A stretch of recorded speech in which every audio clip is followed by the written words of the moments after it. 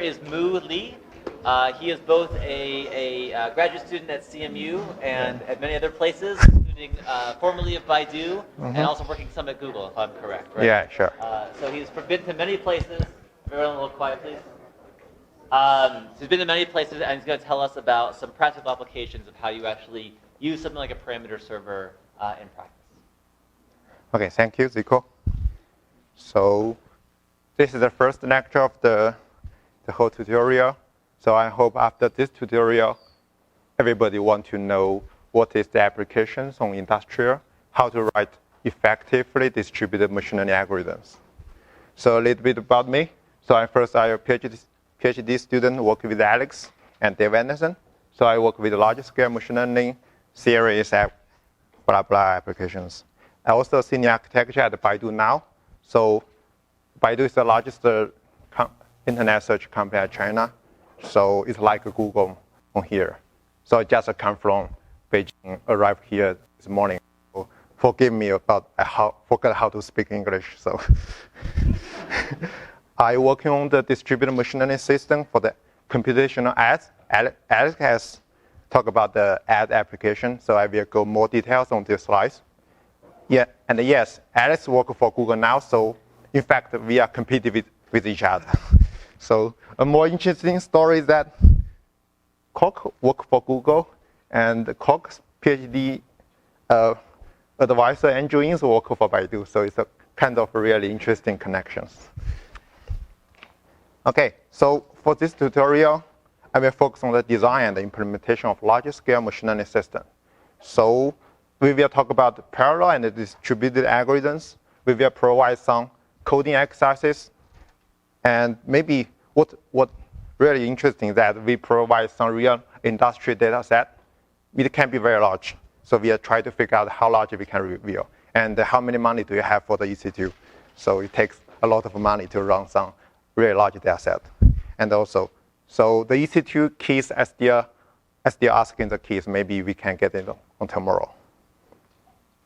So let's start.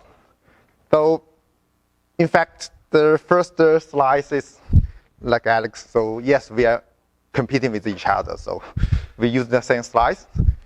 In fact, what I want to say that there's another point from this data that all this data are generated by users.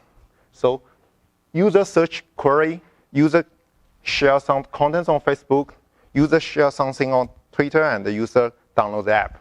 So it's about user, it's about application, it's about personalization. And this is the most important things for machine learning to work on industrial. It's like personalization. I will go to the more detail on these things.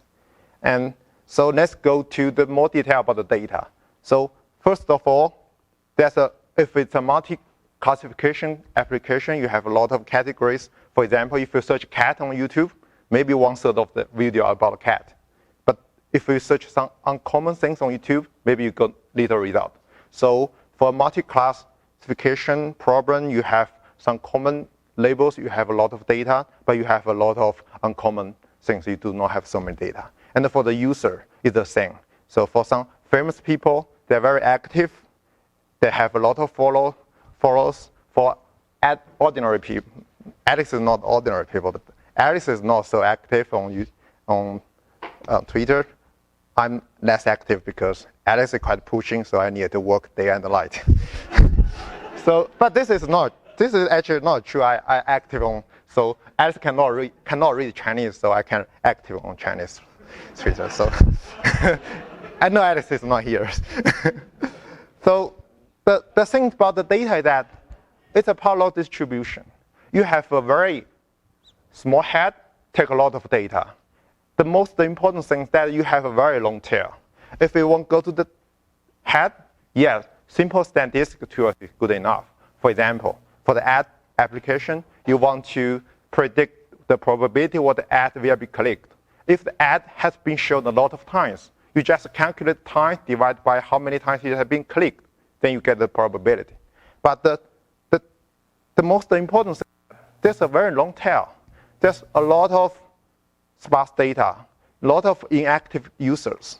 So on this case, machine learning works very well for this problem. So let's go to a more let's go to the ad. Yes, Alex also used this application. So let's go to more details. So online advertising is the major revenue of the internet search companies. So if you type some query, this company gives some ads, gives some natural results. So this is 3 examples from Chinese, Baidu and Google and Bing. So you can see if you take the flower delivery, so you get several results here. This is a small mark. This means result. It means ad, and this is Google. This means ads. And for the Bing, this is a light yellow thing. So it looks like a result.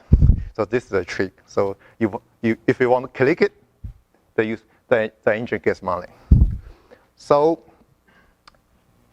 how do they get money? Is that he shows you some result. If we do not click it, I think most of us do not click the ad. I never click for Baidu. I never click for Google. But a lot of people do that. So if you click it, the engine gets some money from the advertiser. And so on here, the display position is the most important resources because you only have a few positions here. You cannot give the whole page ad. It's not impossible. So you need to care about the user experience. So here, the user browsing behavior is like from top to down, left to right. So this is the most important things. People would like to click it if it's related. Then the people go to the second, get to the third one. So you want to rank in the query, the ad. So how to rank it is by kinds of 2 things. The first is the probability you want to click it.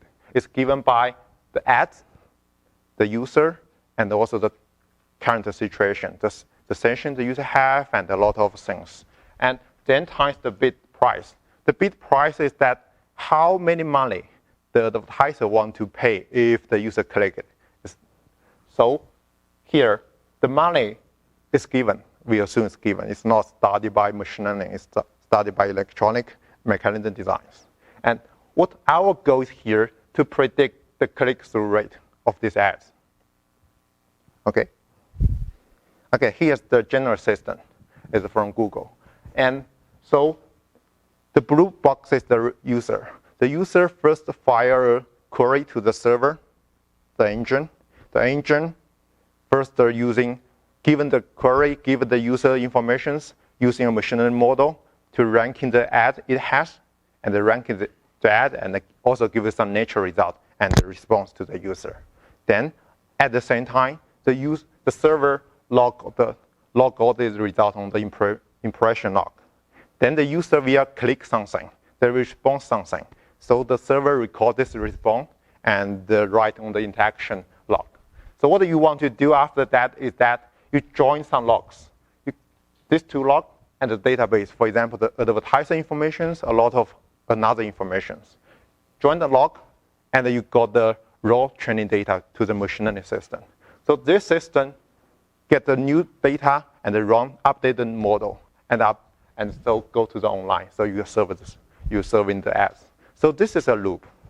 So this is the most important thing we want to focus on here.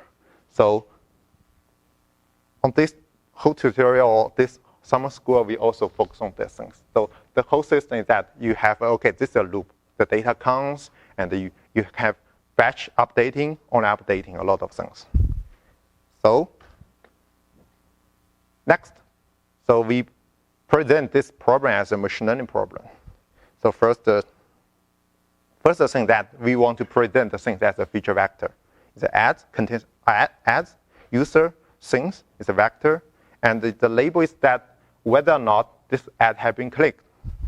So common way that Zico have been give on this morning that you have a logistic loss to present it as a probability. So because it's a value from 0 to 1, so it's a probability. This is what major theory says.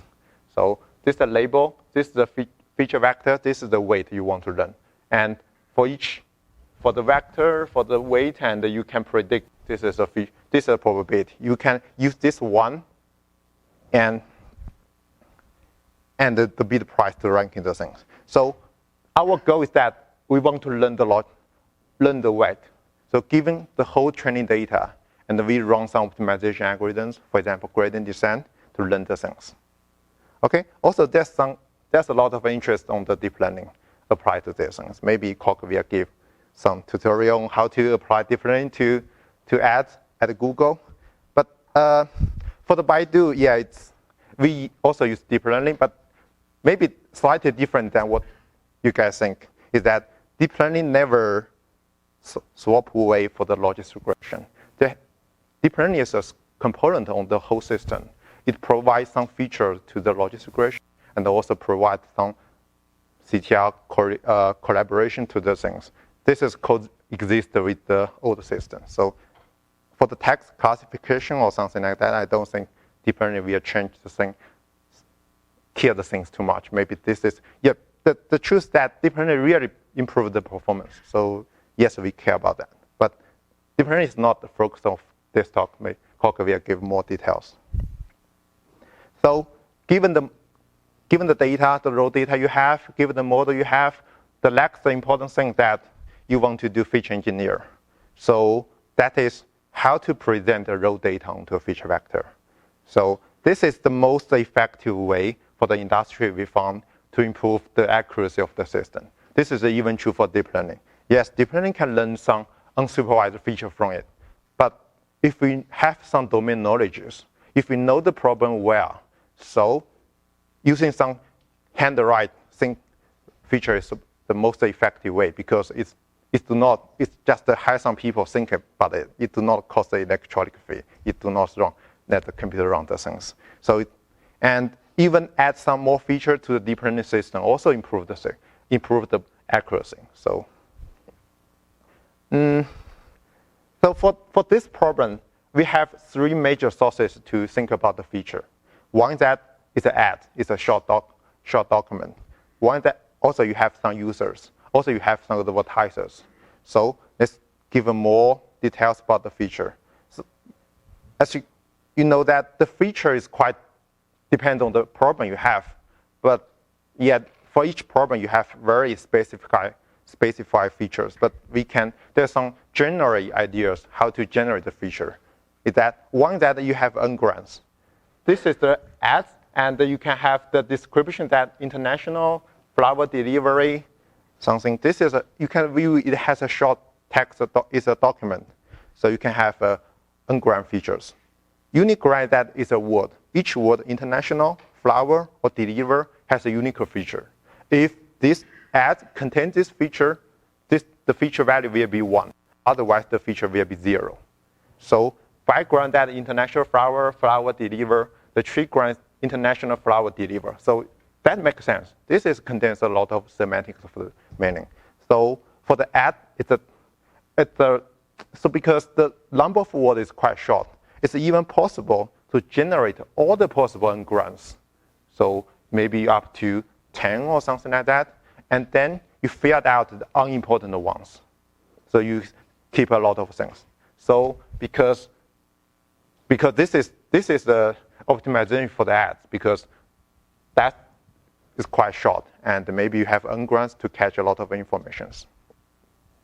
The next thing is a style. So you have a lot of style here. So for this ad, you see the flower, the shop is a bold font. The people are really good at recognize that significant one. So you can say, oh, this is a shop, so let me click. So people are really good at that things. Also, people are also good at view images.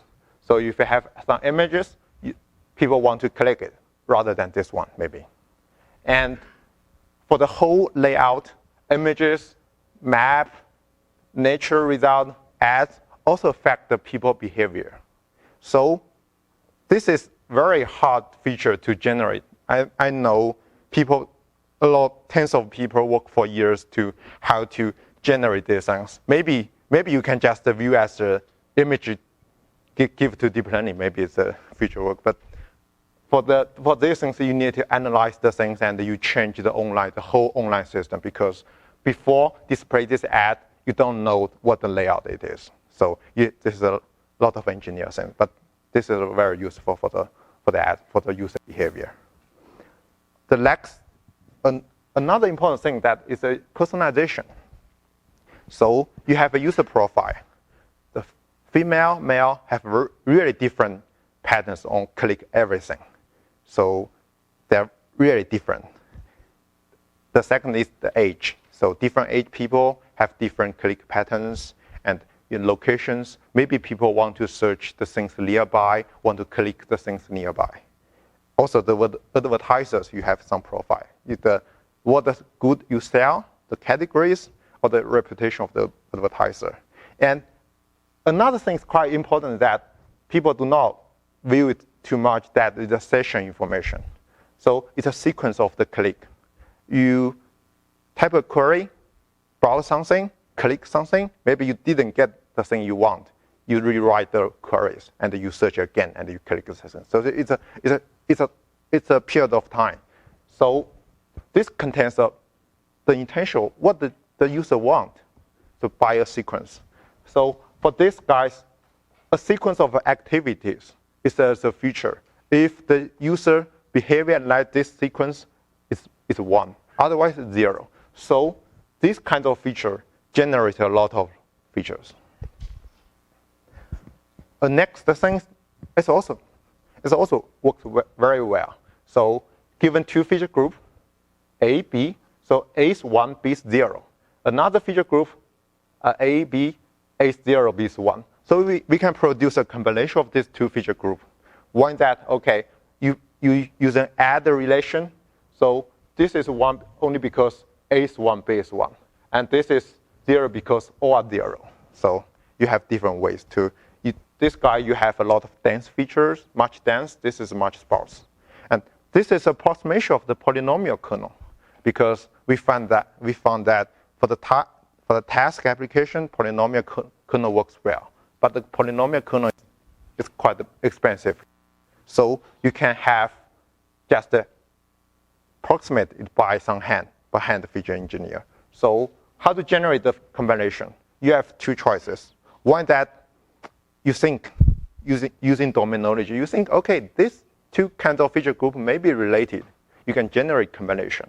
Also, you can use some heuristic search. So you can, this is a feature, I try to add everything. If this improves the performance, I keep it, and try some other things.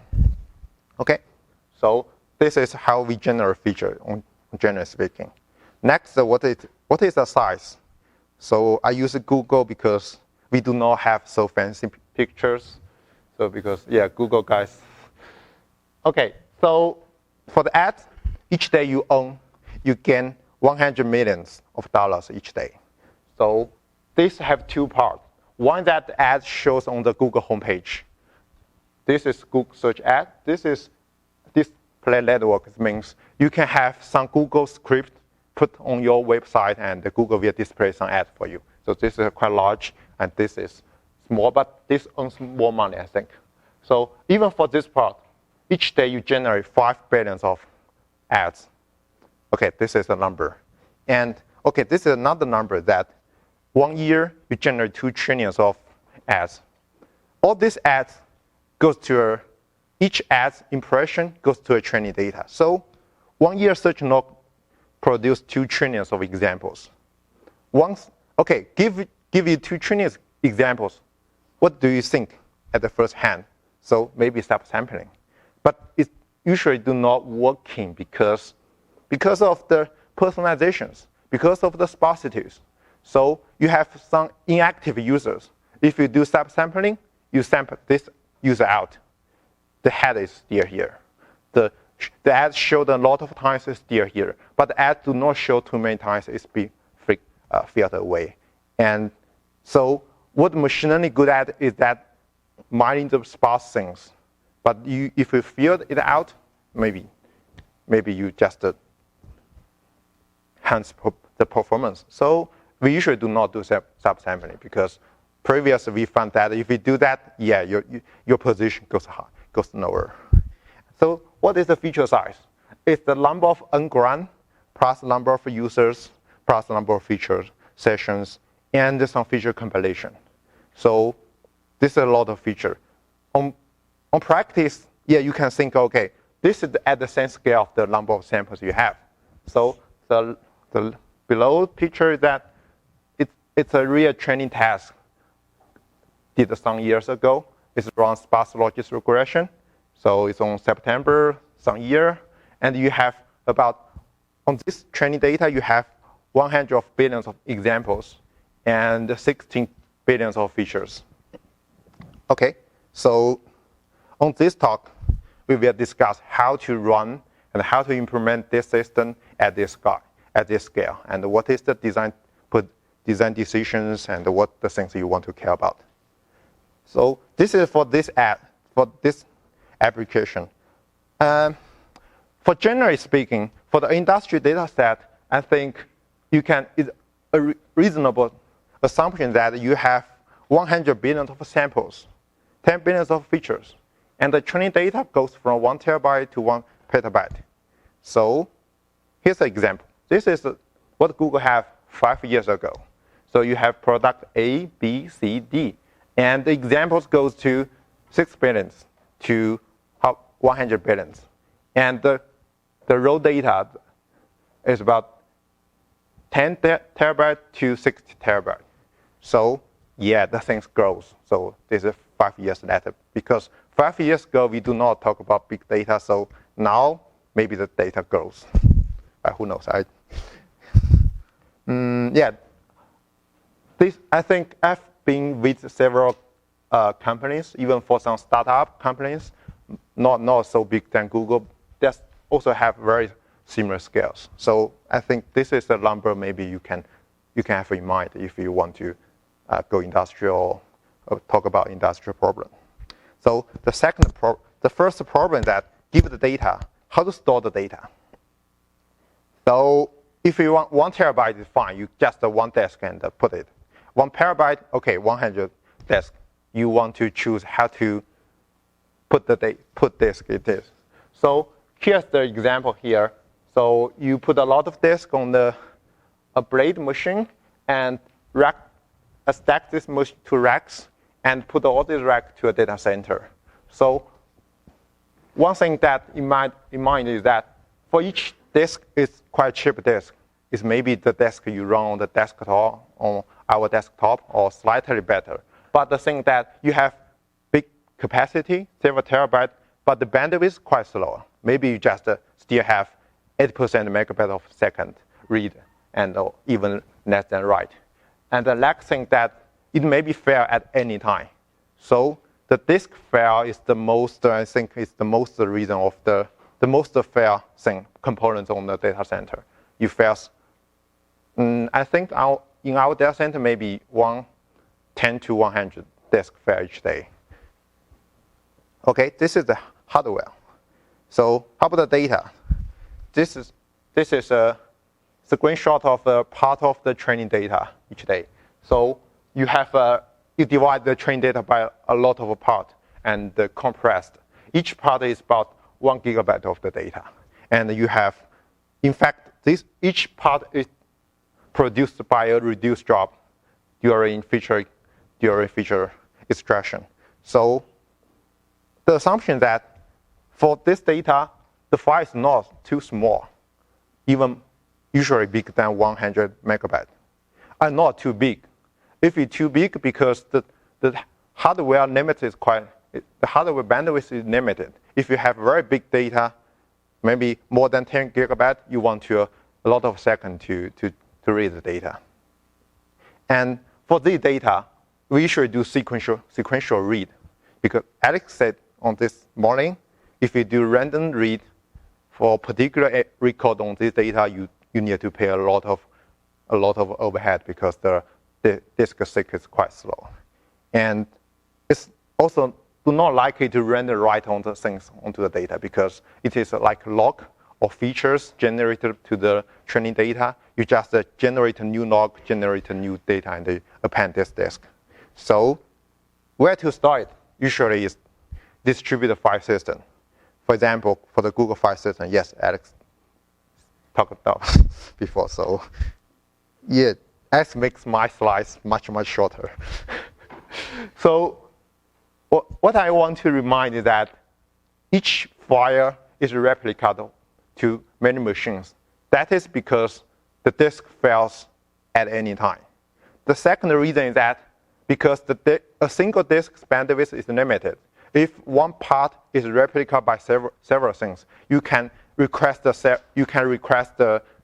same data for several machines, and the several machines read the part for you. So you can increase the bandwidth.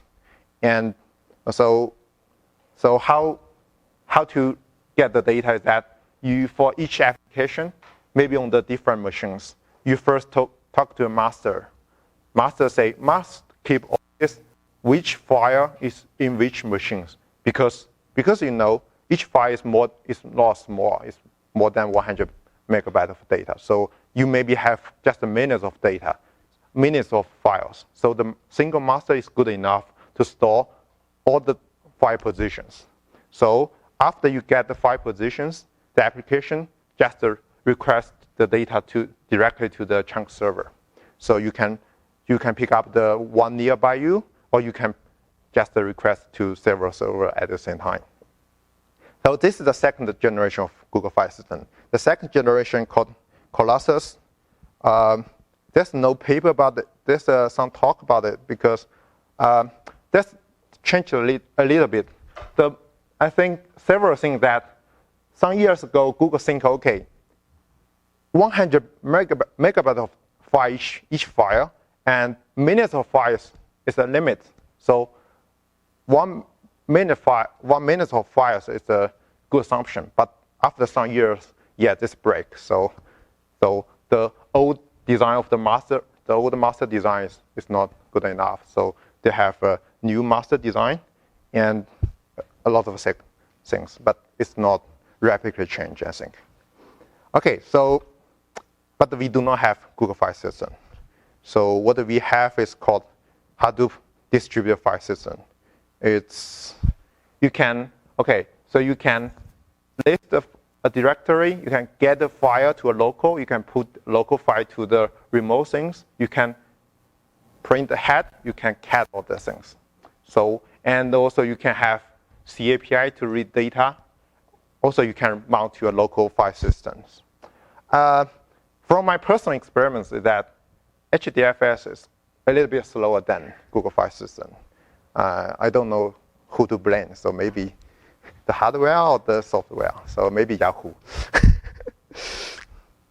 And what you want to know is that you have a large delay to access a file. So for example, I just tried this morning, so at least a directory is about 8,000 files. It takes about 70 minutes, or 70 seconds. So you just do a single list. And sometimes it's even slower than reading the data from the HDFS than training over this data. So I know some guys complain about that before. So if you put data on here, you need to keep in mind that you read data is not always so effective. Okay? So let's go. Okay, so let's look at the training data. The things focused on this talk is about sparse data. We do not talk about dense too much because sparse is much harder than dense data. So if your data is quite near dense, you want to use a dense format. But on most cases, the data is really sparse. You cannot convert to a dense data. So because high-dimensional data are often extremely sparse. So the first question is that why we won't have high-dimensional data? Yet the reason is that we want to make the classifier job easier. So you map the data onto a high space and make the machine learning model much easier, so that even the guys do not know the machine learning things too much, they can still handle it. So for example, a linear method is good enough. Linear regression is good. A linear classification is good. So because industry has a lot of people, not everybody is a machine learning expert. And why want sparse? Because it's easy to store it. You only need to store the non-zero entries for the sparse data. So if you have high-dimensional dense data, it's impossible to store it, even impossible to compilation, because during computation, you only process the non-zero entries. The key difference to dense and the sparse is that for the sparse data, it requires a lot of random read and write. So for dense, it's a sequential. Random and a sequential is a huge difference. We will show you some examples. What is the difference? So let's go more detail about the sparse data. First, how to store it.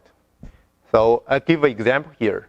So you have 4 rows, 3 columns. The non-zero entries have been marked by colored entries. So the black ones are zeros. So for the density matrix, you have 2 ways to store it, by rows, column by columns. For the sparse, it's also the same. So you can store the non-zero values row by rows. So the value here, the value is the array that all the non-zero entries. So, and the index means what the value entry, the column ID, the column row, the column ID, what the column ID, the value it is. Because for the row measure, you store by row, so you don't necessarily to record the row ID one by one. You just maintain the offset. So the offset is the beginning of the row and the end of the row. So 0, 2 means the row 1 starts from 0 and end at 1. And 2, 3 means, okay, this is only one entry. Look, the 3 on the second row. For the column measure, it's the same. You store column by column, and maintain the index of the row ID, and then maintain the offset of the column ID. So this is the most convenient way to store sparse data. The next, how to assess the individual entries. Here is that if we want to assess i's row and j's column on the row measure, what you want to do that you first locate the i's row. So because you can do by assess or offset, then if you assume the sparse data is sorted by the column IDs, you can do binary search. So if you search successful, you return the value. If not, it means it's 0. Okay, so, but even use binary search is quite expensive. So the complexity of binary search is about log times the non-zero entries of this row. But this is a complexity. Reality is that if you do binary search, there's a lot of if and else branches. So it's quite expensive to run these things because for the CPU, there's a long pipelines. So how the pipeline works that you put all the instructions one by one, and execute by pipeline. So it looks like you can run multiple instructions at the same time. But for the if-else, you have 2 choices. Run the if instructions or the else instructions. So because before you run it, you do not know which one you want to pick up. So what the CPU do is that you first guess. Maybe you guess, okay, if it's yes, you first put the yes instruction on the pipeline. If you are correct, okay, everything's good. But if not, so you need to stop the pipeline and delete all the instructions, put the else part in, and continue. So for this case, it's like a random memory access we will talk about later. So binary search, so assess the individual entry for a sparse matrix is not cheap. So fortunately, we do not do such things for the training data. Who cares about the individual entry of the training data? But if it really cares, maybe you want to have more fancy data structures. What we really care about is that it's matrix times a vector. So it's so important, so I give some code here. So maybe there's some coding exercises. So here's the things. U times, this is a class, this is a member function of the sparse matrix class, and the y is a vector, and x is a vector. It's dense, so you can assess the value. So this have 2 branches. So if it's a row measure, each time you assess a row, and put this row, do an inner product of the x. So you get the value of the i's value of I and put on the y.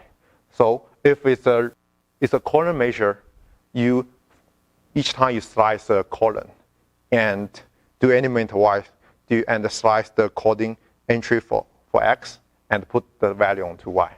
Okay? Let's go to more details. So first of all, this algorithm is good because you pass all the offset, index, and the value sequentially. Okay?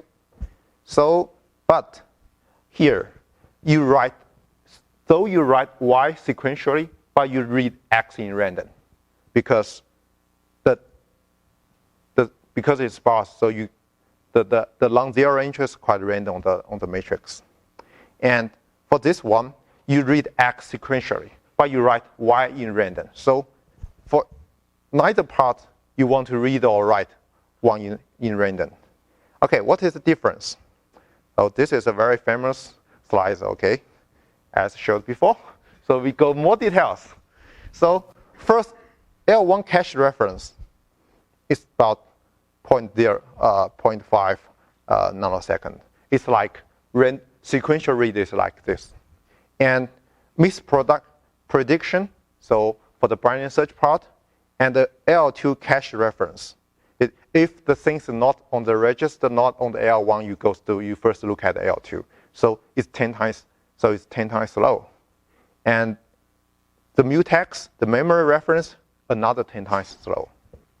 So okay. So remember this number is 7 nanosecond. So the computational cost on either part is about the number of non-zero entries of A. So because on either case you want to have a read or write in random. So the cost is about a number of non-zero of sparse entry times the cost of L2 cache reference. This is if you're lucky on the L2, but generally not the case. So if the data is slow, it's not too large. Maybe each row you can maybe X maybe on the L2, or the sparse pattern is not so yield condition. So in theory, you can process about I kind of process the English and Chinese are different on numbers. So it's about 140 minutes of non-zero entries per second. It's in theory. Only in reality, I test on MacBrew on my laptop. On the sparse matrix, it's about 4 minutes of rows, 70 minutes of columns. So I use my laptop. It's about i7. Its CPU is not bad or not good, and I use a single thread. So you get a really matched value here. So about slightly worse than because not every case you go to the L2 cache, and also you need to pay a lot of multiplication double float instruction cost. Okay, so what is the real data, real sparse data? A good assumption that each instance have around 100 about features each example. So it's about the same number of feature groups here.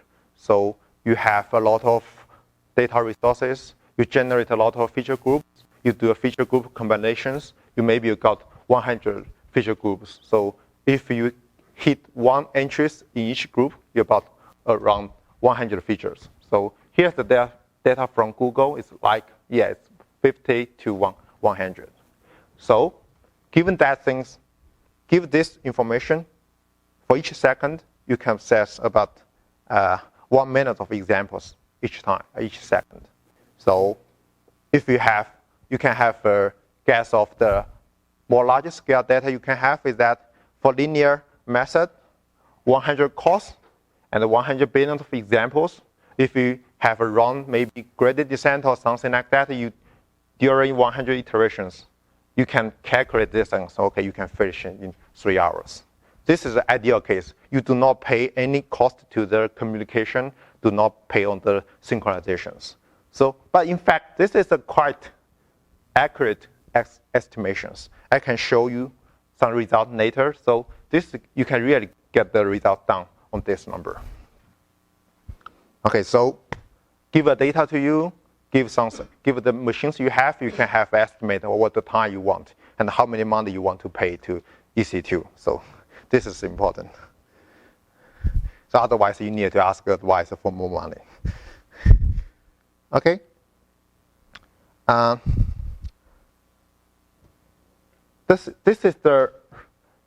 We look deep onto the data we have.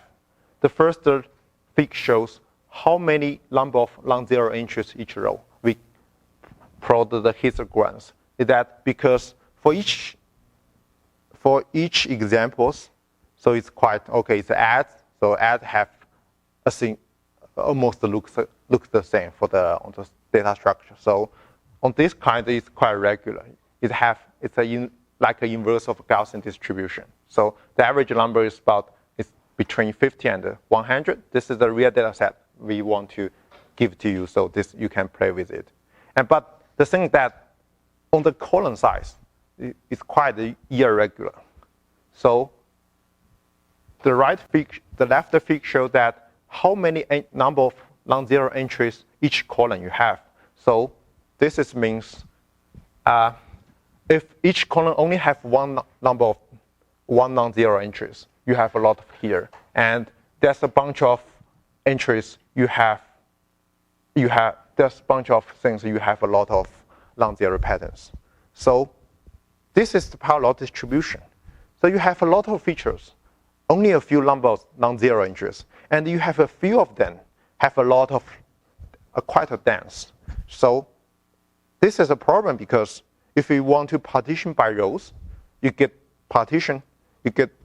imbalanced workload partition, because so you need to partition more. Otherwise, maybe this part quite huge and this part quite. And the second thing we want to talk about later on the optimization things that you have very year condition number. Imagine that you have some features, a lot of non-zero entries, and if you calculate the gradient, you have very huge numbers. And there's a very sparse things, and the gradient quite slower. And times the learning rate, some weight change a lot, some weight do not change. So you need to take care about it. And you cannot do, if your image data, you can put on the zero mean and the one standard, but for sparse data, you cannot do that because you cannot minus those things. Otherwise, all these things go to the dense. And you cannot divide by the things because it means how many features you hit on this feature. So if the feature is dense, it means it's important. So, and it's sparse means it's not so important. If you weight the things, you destroy the relationship between the things. So on practice, we do not do precondition on the sparse data. So on that case, you need to pay a lot of attention to the optimization algorithms. So, okay, so it's 5 o'clock, so we can stop here. We talk about more details on tomorrow. Thank you.